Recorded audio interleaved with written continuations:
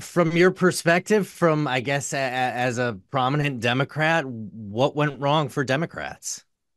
Well, Republicans were very effective on the issue of inflation and on the issue of border security and immigration.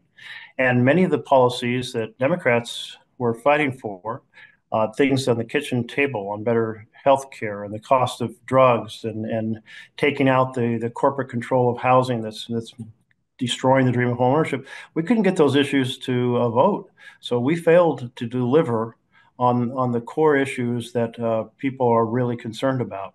That's unfortunate. It's why I keep saying we have to reform the Senate so we can actually vote on the issues that affect everyday Americans. Now the Senate's going to be run by Republicans. If you had reformed the Senate, it could favor Republicans this time around. Would you be okay with that?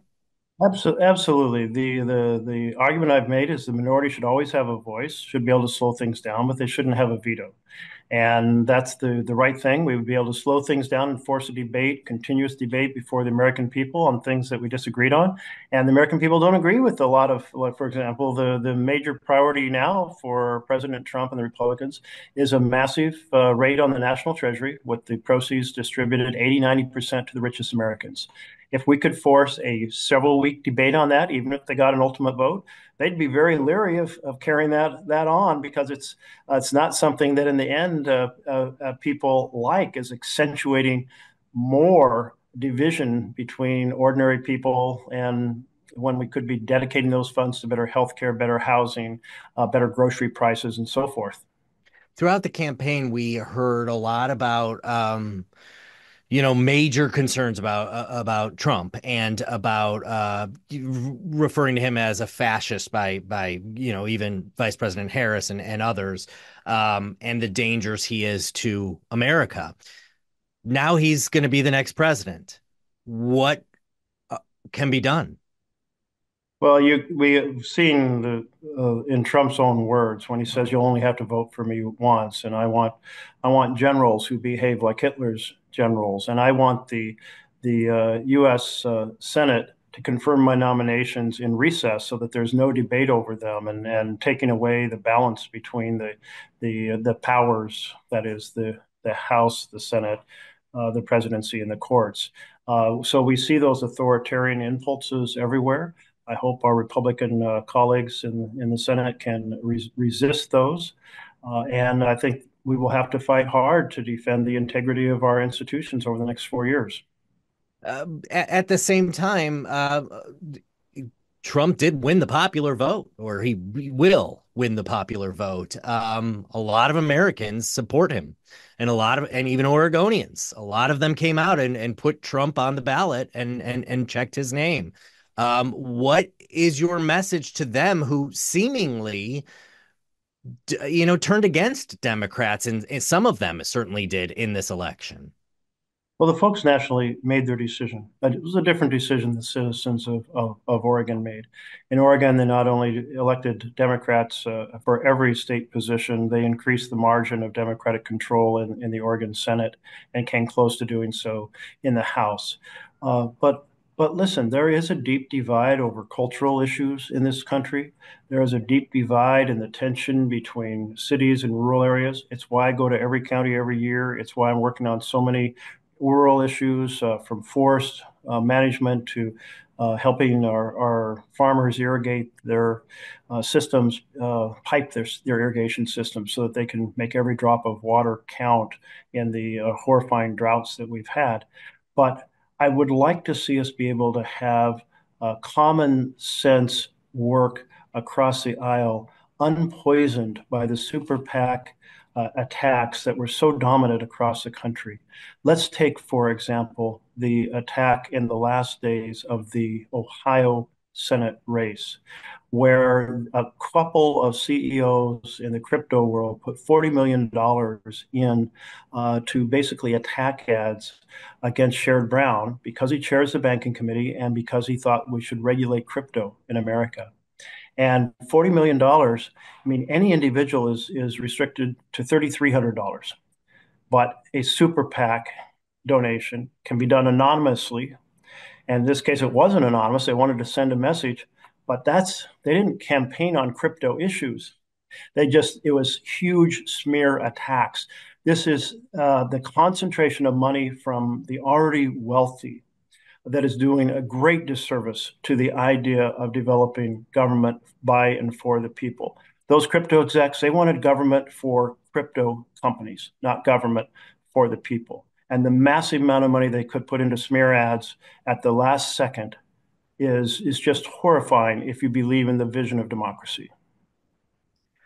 We have heard a lot of reports about people that President-elect Trump is either considering or has already told that they will be part of his cabinet, his administration. Some of these people are going to come up before you in the Senate. What are your thoughts on who he's compiling to be part of his administration?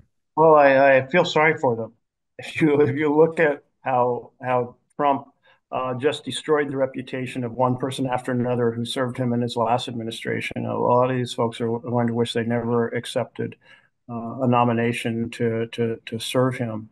And I always think of Jeff Sessions from Alabama as Attorney General, and just the public humiliation that he went through.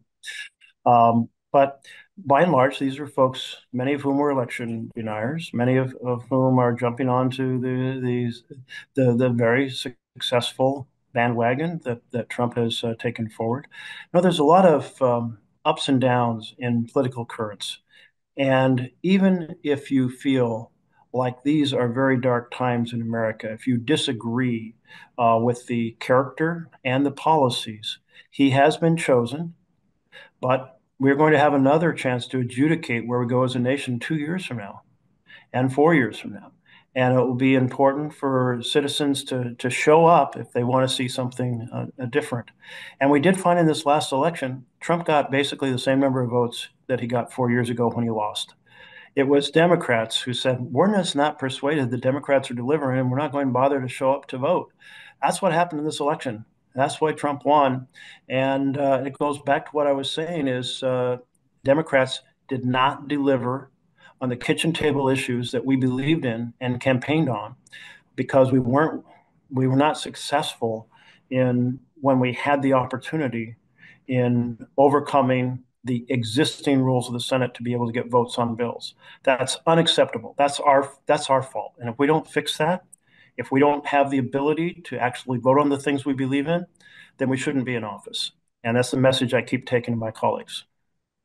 Obviously you're going to have more trouble getting anything through from the Democratic side, in the next 2 years, and even in the next 4 years, because Trump is president for 4 years. So, how do you convince the American people that you can get things done when going to what you're just saying, you struggled to do it under the Biden administration? Well, you're certainly going to have more trouble now.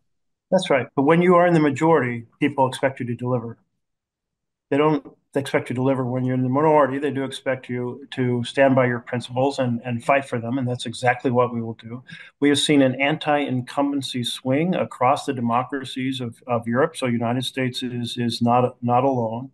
And we are going to see, I'll predict it right now, we will take the House in 2 years because the uh, the delivery of more money for the wealthiest Americans is not going to make people happy in the Republican Party, or it's not going to make independents happy.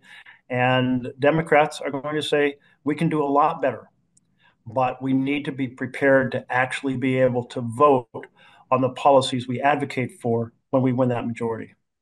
Guys, one more question is new today. Looks like Senator Thune from South Dakota is going to be the new Senate Majority Leader. It seems like he is the least connected of those three candidates to Trump, or at least aligned to Trump. What are your thoughts on Senator Thune? Well, I've known him since he came into the Senate. I've always had a very good relationship with him, and he's somebody I can sit down and talk to about how the Senate is run and on issues. No question the pressure will be on him to deliver the Trump agenda. But not everyone in the Republican caucus wants to simply be pulled around by their nose. So there'll be some divisions between where Senate Republicans stand and where the president stands. And so I congratulate him on winning the race, and I appreciate the fact that he's someone who will sit down and talk to people on both sides of the aisle. Great. Thank you guys so much. Appreciate it. All right.